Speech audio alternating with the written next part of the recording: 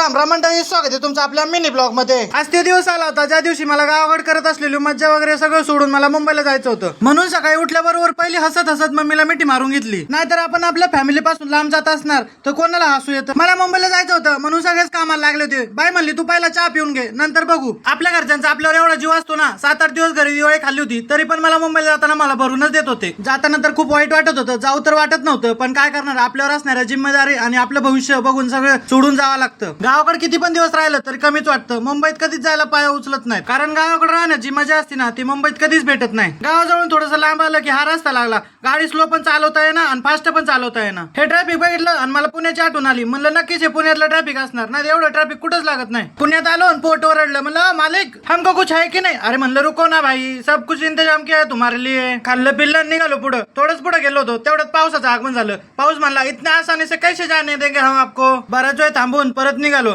आणि हा व्ह्यू आहे खोपोलीच्या वरच्या घाटातला। एकदम स्वर्गच वाटत होता बरं का। ब्लॉग साठी तयार केलेल्या क्लिपा माझ्याकडून डिलीट झाल्या। आजच्यासाठी एवढंच, चला भेटू नेक्स्ट व्हिडिओ मध्ये। लाईक फॉलो करून घ्या तेवढं।